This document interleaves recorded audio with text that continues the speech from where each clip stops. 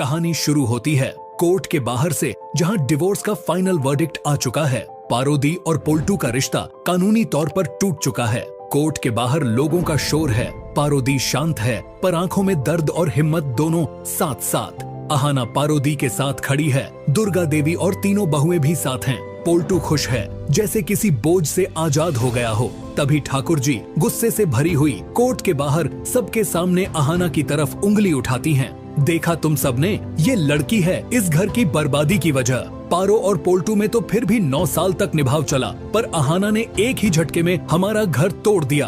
Court के बाहर मौजूद लोग रुक जाते हैं। सबकी नजर अहाना पर। अहाना पहले शांत रहती है, फिर धीरे से आगे बढ़ती है और सीधा ठाकुर जी की आंखों में आंखें डालकर बोलती है, ठाकुर जी, अगर पारोदी और पोल्टूदा के बीच सब ठीक होता तो ये शादी मजबूरी नहीं होती, सब शौक। अहाना बोलती जाती है, पोल्टूदा कभी अच्छे पति नहीं रहे और आप कभी अच्छी सास नहीं बनी। दुर्गा देवी की आंखों में चमक आ जाती है। अहाना आगे कहती है, पारोदी ने ये शादी सिर्फ समाज और मजबूरी के लिए निभाई, और जब आपका बेटा खुद खुशी से आजाद होना चाहता था तो मैंने डिवोर्स करवाकर अच्छा ही किया ना। लोग आपस में बातें करने लगते हैं। ठाकुर जी का चेहरा गुस्से से लाल हो जाता है। अहाना हल्की सी मुस्कुराहट के साथ बोलती है, अब आप भी खुश हैं ना?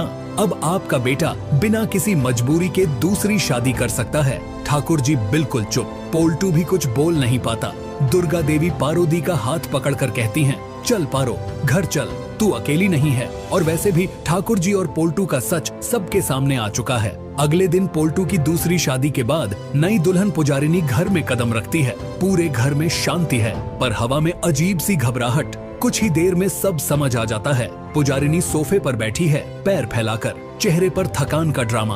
पोल्टू जी,